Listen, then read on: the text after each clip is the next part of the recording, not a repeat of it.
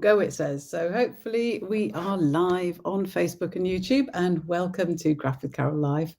Yeah, I've just got my coffee. Want to try and make sure I drink it before it goes too cold. But welcome. It is my usual Tuesday, 2 p.m. live on Facebook and YouTube. So please do join me on those channels if you are around. And if you sign up for my emails on my website, craftycarolscards.co.uk, then you will always get the notifications of what I'm doing in my newsletter that I send out each week, or mainly each week. I might drop it down a bit. I'm quite busy this autumn. We're actually going on holiday quite a bit. And I shall be away a few weeks, but I am around today and next week. But then I've got a week off because we're away. And anyway, I'll sign up for my emails, and then you'll keep up to date with everything that's going on. Anyway, today it is blog update. It's the second Tuesday of the month, and second Tuesday of the month is always the Tech for Stampers blog up, and Tech for Stampers is the support group I'm in. Wonderful group of ladies who love stamping, and we have the wonderful Louise who runs it all and looks after our websites and generally is just fantastic. And several of us get together each month to publish a card on. We choose a topic and we all do a card around the topic. And this week's topic is embossing. And I thought, well, there's so much you can do with embossing. You can use embossing folders, which I've used a fair amount recently, so didn't want to sort of repeat that. You can obviously use heat embossing, and you can use, there's just a lot of techniques with embossing, but I decided I wanted to go down the heat embossing route, but not just say embossing a sentiment or embossing an image and making it all shiny with one of the nice metallic embossing powders.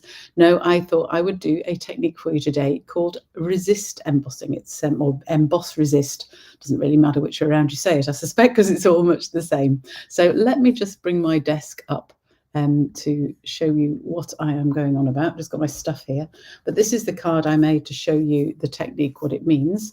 And this is resist embossing. So what happens is you stamp in Versamark and then use white embossing powder and then melt it, and it all but then you cover it in colour. I mean, it looks like nothing because you can't see anything. It's white on white. But then you put the colour on and it really brings out the white beneath. And I just added a sentiment with a few little gold thread twists, which don't show very much on that picture, because it's so dull and horrible outside today. We've got nasty weather, but they are there, if you can see them. Hopefully they'll show better in the picture on the blog.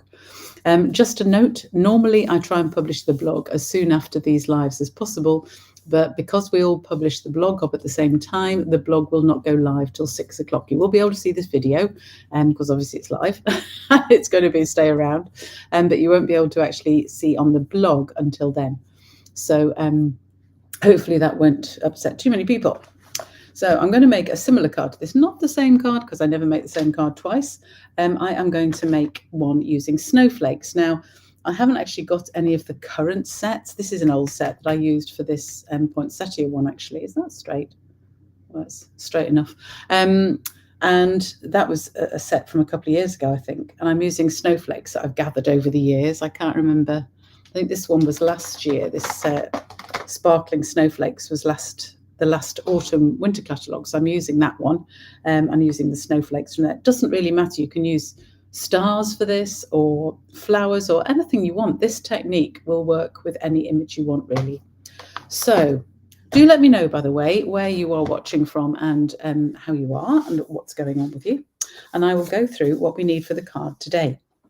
So we need a card base, and I'm using a basic white card base, and this is my normal size card base. So for A4 card, 21 centimeters across, you cut the A4 sheet in half at 14.8 centimeters and score it at 10.5, and that gives us our card base. I've got an envelope because we'll decorate the envelope as well.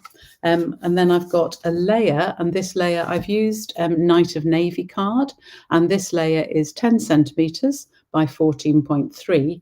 If you're working in inches, by the way, then your card base for US letter size cardstock, that is 8.5 by 5.5 scored at 4.25, and the layer size is 4 inches by 5.25 inches. And then you want another layer, which is where we're going to make the magic happen. And this is a piece of basic white card, and this is 9.5 centimeters by 13.8 centimeters. Or if you're working in US cardstock, 3 3/4 by 5 inches. So those are the bits you want. You may want a separate piece. I am probably going to use a separate scrap, so just any old scrap for a sentiment. That's the only extra bit you want. Okay, so hello. Oh, Glenda from Perth again. So I know now it's about 8 o'clock in the evening there. I think it was last time. Oh, just burnt my finger on my heated mat for my coffee. That was really stupid, touching that. Oh dear. Never mind. Sure, it'll be fine. Silly me. Right, nice to see you from Perth. You haven't got horrible weather like us, I'm quite sure. We are going to be in Perth. When am I in Perth? For 16th of November for a week, visiting some in-laws. So if you are around, it'd be lovely to meet up. Just let me know. Right, so got all these bits. Let's just get the card base together and we'll make that first. So this is just scored in half. So then we're going to make sure these edges meet, make sure they're exactly nice and straight. I get a bit obsessive about that sort of thing. So it's all about making sure it's straight in your trimmer, to be honest, and making sure your crease is straight, because then your card is beautifully straight and you haven't got any overlapping edges or anything like that. So we're going to do some embossing on this piece here. So the first thing when you're embossing is 9 p.m. Oh, it's close. I knew it was evening. Oh dear. Anyway, first thing you need when you're embossing is give your card, anything you're embossing, a really good rub with your embossing buddy. So important, because that lifts any grease marks, because there will be grease marks, even just light ones from our fingers. Our fingers have always got a slight bit of grease in, so you always need to use the embossing buddy. And then I'm going to get my stamps, and I've chosen 2 sizes of snowflake here, and we want Versamark ink, this nice clear stamp pad. So the only difficulty with this is remembering where you've put your first stamps, because you need to sort of put your stamps so they're not overlapping. But I'm going to have one there, leave room for one at the top. I'll have half of one there, leave room for one a bit there, we'll have half of one there, and one in the bottom. And they might overlap a little bit, but the snowflakes, so it doesn't really matter too much. And you can actually, if you lift it, I don't know if you can see there, but you can actually just about see, I can just about see if I move it, where I have stamped. But I know I've left myself a space up here. I know I've left myself part of a space halfway down, I think. Yes, about there. And I know I've left myself a bit of a space over here. So about there. So I've now covered my sheet here with my snowflakes. So the next stage is to get the embossing powder on, if I can open it. Oh my goodness. I obviously put this lid on very, very tightly yesterday. Oh, that's better. Try and hold it flat so I don't tip it all over the desk. Yes, I have done that before now as well. So I'm just going to cover this whole sheet in embossing powder, which is where it's so useful to have the desk, the sort of bowl thing here. And check I haven't overlapped my snowflakes too much. We will find out in a minute. I didn't want them regular. So, snowflakes shouldn't be regular, should they? So there we go. Not too bad. Just put a little bit more on the bottom bits here, because you do want a good layer of embossing powder. Don't try and sort of tap off too much. You want it nice and thick, because you want it to really come through. And there's just a little bit missing off there. Could be that I haven't got a very good bit of Versamark, I suspect, there. Yeah, so hopefully perhaps you can just about see now. I've got the embossing powder on where my snowflakes are. So I've got a bit of gaps, but that's, I don't mind, because this is just supposed to cover here, and I can decide which way up I want it on the card and where I want to put my sentiments and things. So no problems with that. Oh, a little bit there I've just seen that needs a bit more on it. So this is the time to be quite careful, because you do want to make sure you have just there. That's it. Good. That's better. Because you do want to make sure you have covered everywhere where there is the Versamark, and make sure, as I said, that you've got a fair bit of covering on it, because you want this to really stick out when it's melted. So I think that's all. I think that bit there that I keep trying to cover is just because I haven't got enough Versamark on it there, which is sad. But never mind, we shall manage. I think I know where my sentiment's going to be to cover that bit. Right, so the next stage is to heat emboss it, and you do want a heat gun. Some people have asked me before, does a hairdryer work? No, it doesn't. You do need a heat gun, a proper heat gun, and it is an investment. You only ever have to buy one. I have only ever had to buy one. I don't think I've ever broken one. I'm sure you can, but hopefully you wouldn't. So my tips for that: turn it on first and wait till it actually blows hot, which is very quick with these ones, and then just hold the card on your desk. This is a nice glass desk, so it's fine to use the heat gun on it. And we're just going to melt all of that embossing powder. And I never, ever, ever, I never get bored watching this. I think it's just the most magical thing to watch embossing powder melting in front of you. It's just fabulous. So we're going to go around the whole card, and you'll be able to see when it melts. It is white on white, but you can still see it, and it will show up. And you can see it actually melting, so you know where you've been with your heat gun. And hopefully you can still hear me over the noise of it. That's the one problem here. So I'm just gently moving over the whole thing.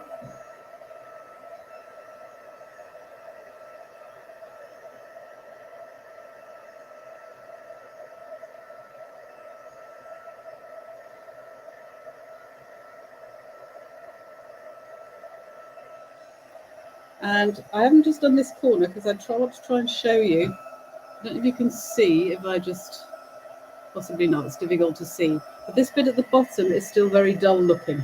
There's no shine, and that means that bit of embossing powder hasn't melted. So that's how you check. You go over and check there's no bits anywhere on any of your patterns where it still looks dull. It should all look shiny. And just checking all of that. Yes, there's a little bit on that leaf there that is not as shiny as it should be, so I'll just redo that bit.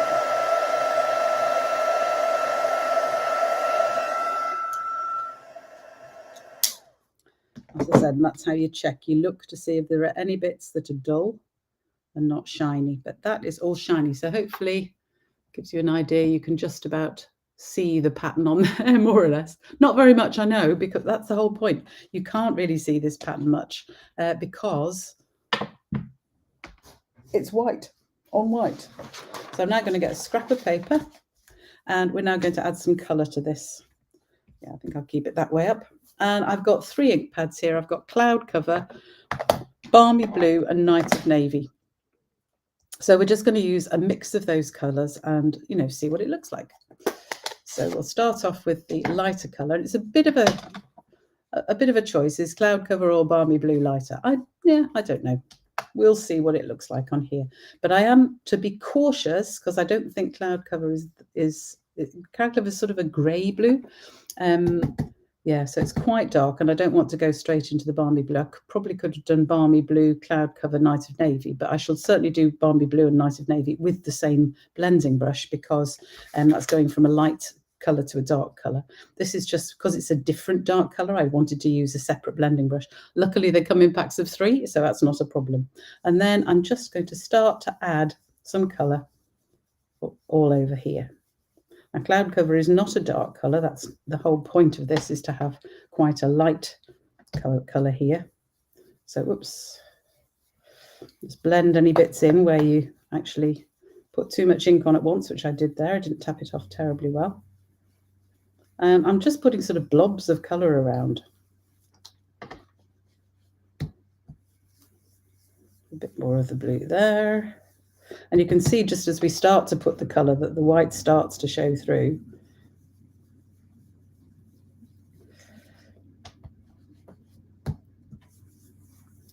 So I'm just wanting a mix of colours around here. I'm not doing it all the same at all. I'm just having a mix of colours all over this piece of card. So we'll see what it looks like when we're finished.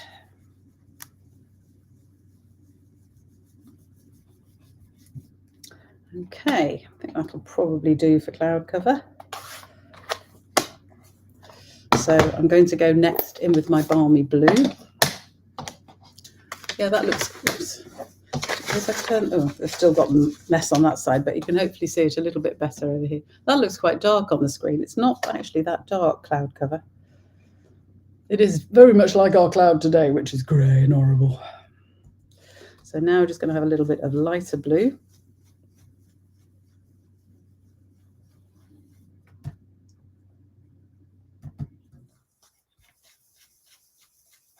I'm just coming in with on, again, just lots of different places.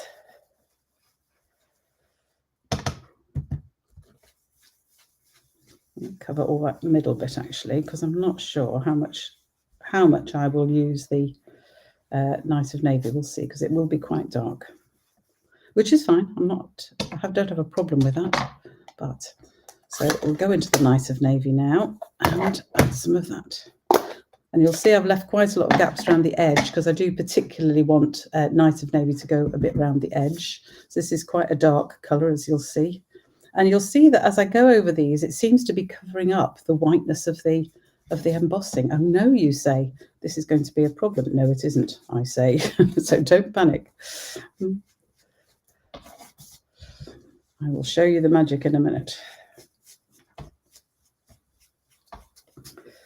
So Night of Navy goes a long, long way with one brush of the ink. See how much it covers it. I only rubbed it on there once. Whoa, some of these really do. So I've now covered this, and I've got patches of lighter and patches of darker, which is what I wanted. And I can just grab a little piece of soft tissue. Just use this because it's here. And as you can see, if I start to rub over where I've embossed, can you see how it just starts to bring it back out?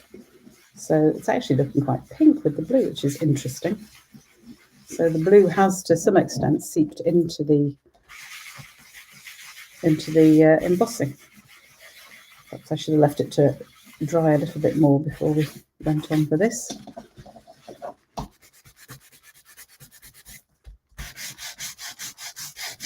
But can you see how when you then rub it, you can rub off any extra ink on top of the embossing, because it just rubs off and leaves the card underneath.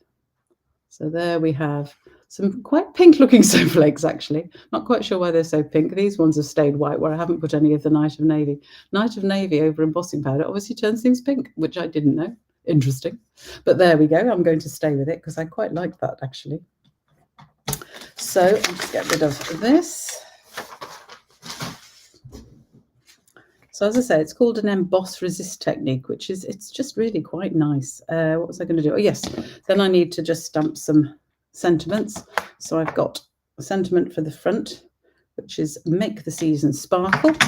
So we're going to stamp that in. I don't know why I put that away, because we need this for the stamping. In my Night of Navy. Oh, it's coming off my pad. I don't like that. Stick on, thank you.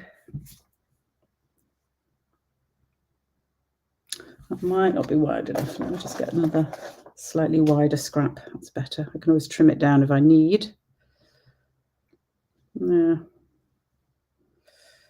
going to stamp it here because I'm not quite sure which way I want to cut that. So I'm going to stamp it fairly well in the middle.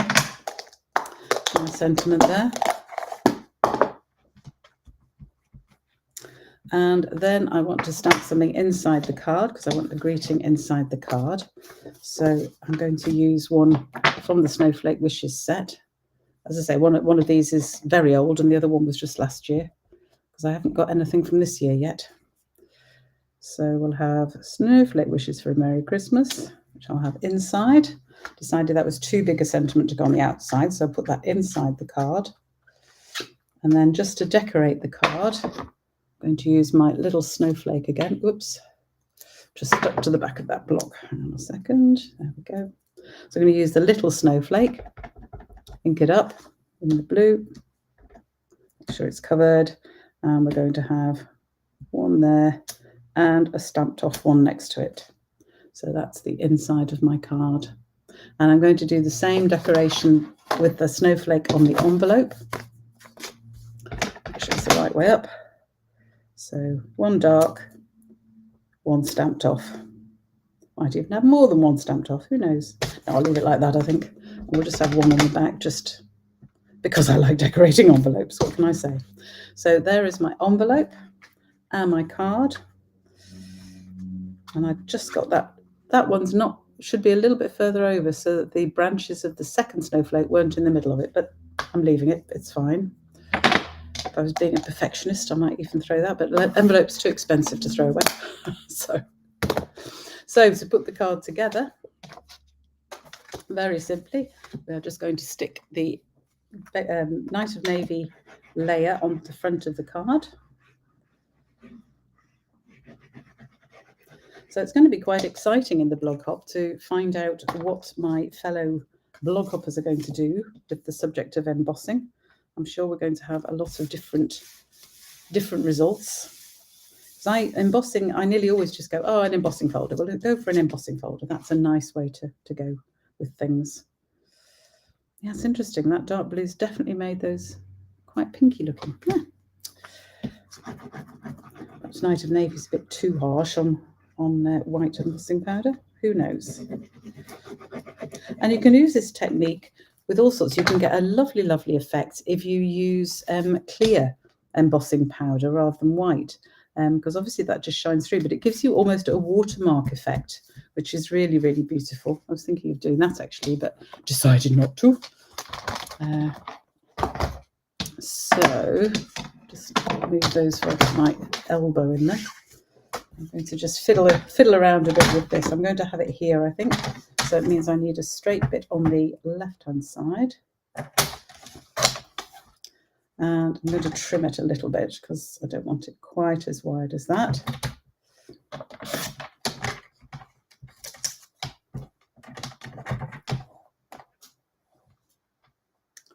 Trim just a fraction off the bottom as well. The lines on the trimmer are so useful to make sure that you're keeping things straight. They really are. So there, trimmed, and then I just need my snips, which I've just put underneath a pile of stuff. And I'm actually going to just cut this at an angle to match the letters. So I'm sort of getting my angle and then cutting it. And then I know that angle is much the same as the letters, so it looks fairly good. And then we're just going to have this over here, I think. Yeah. Have it on a couple of dimensionals. Could put another layer on it. I could layer this on top of some more Night of Navy, but actually I want to keep it fairly simple. And one of the things I've planned to do with all my Christmas cards this year, of which obviously this is one, is that I want to try and make them. Oh, come here, Ben. Sorry, come off my finger, please. That's it.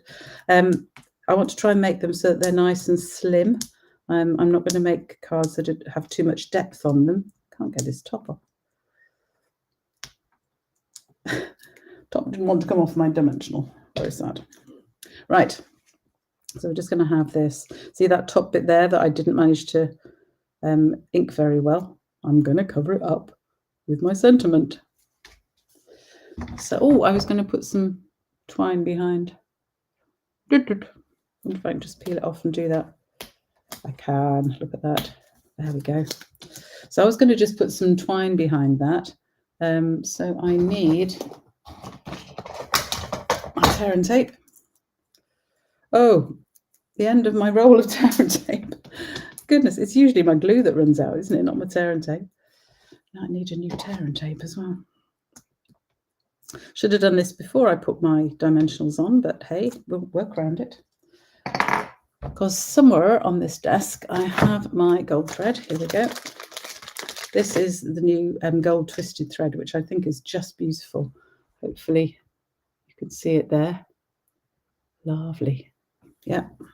So we're just going to put a few circles on here, just a few sort of loops. I'm not going to have too much above it because I want it fairly high. I'll just have a couple of little tiny loops above here, I think. I'm just using the tape in the middle, not the dimensionals, to hold my loops down.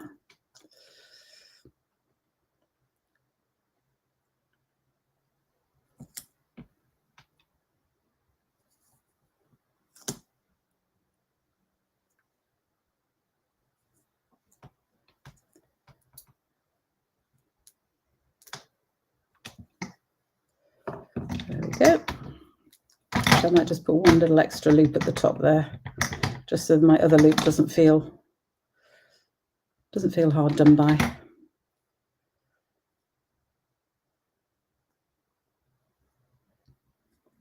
We'll do it this way. Put a little loop first. I'm making quite a meal of this one, aren't I? There we are, little loop again at the top. So I've got 2 loops at the top, which I really want overlapping slightly. There we go. And a 3rd loop here.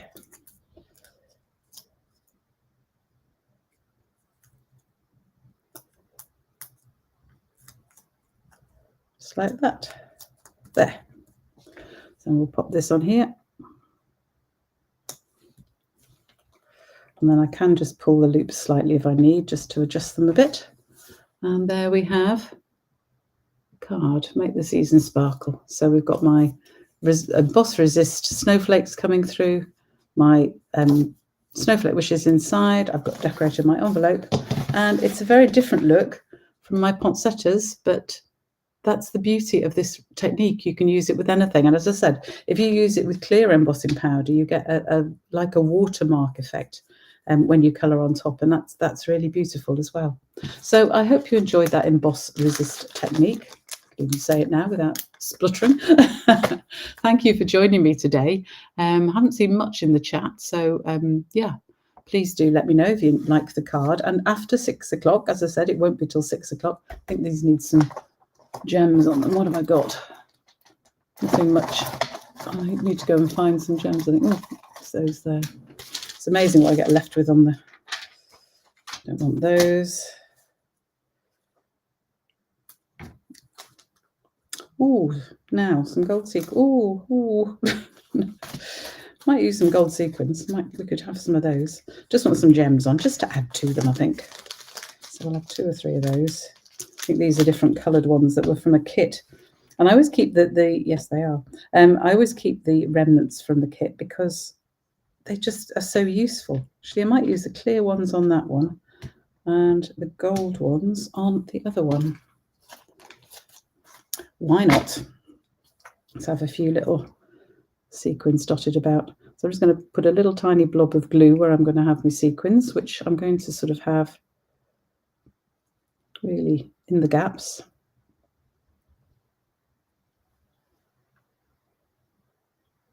I've got 5, so that should do. So let's just pop those on.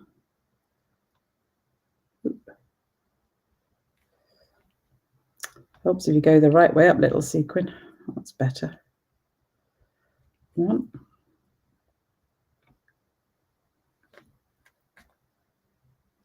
2, and you want to have really tiny bits of glue because otherwise it just splurges through the hole in the sequin, which isn't very good.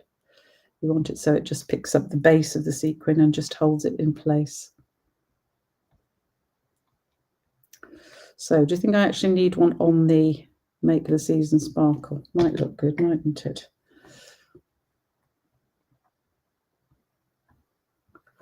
I think we will. I think we might have one on there too.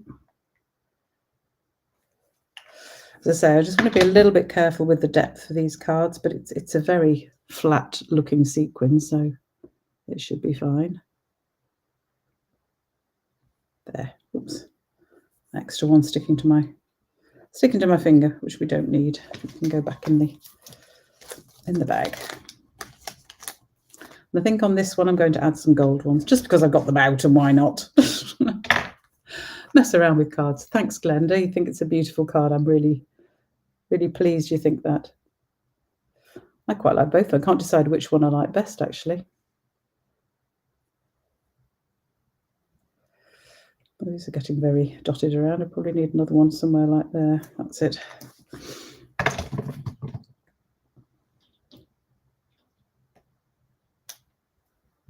So I made, still stuck to me, that other one, never mind. I made the loops on this other card in exactly the same way, and the blog will show you how I've done that in case you've forgotten, how I just wrap it round and use a little bit of glue, tape at the back just to hold the loops down. We'll find one that's quite a big blob of glue, but it will do. Luckily, glue dries clear, so it shouldn't be a problem. I'll just put these other ones away in the bag.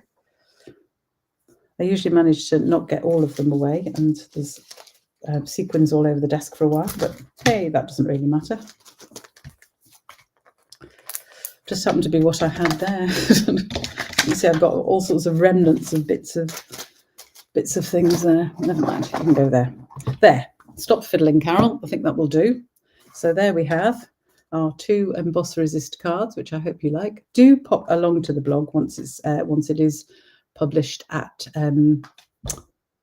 6 o'clock. Yeah, 6 o'clock it's published, and you can see all the other cards that my fellow blog hoppers have made, and they're sure to be beautiful because they always are. So thank you very much for joining me today. It was great to see you. And yes, Glendra, perhaps we should try and meet up in November if you're around when I'm in Perth. Send me a message or an email, carol@craftycarolscards.co.uk, because it'd be lovely to do that. Anyway, I shall love you and leave you for now. The blog, as I said, will be on Crafty Carol's Cards at 6 o'clock tonight. Do sign up for my emails so you know when my lives are, because there will be a few weeks when I'm not doing them this autumn because of holidays and things. But thank you for joining me today, and I will see you soon. Bye for now.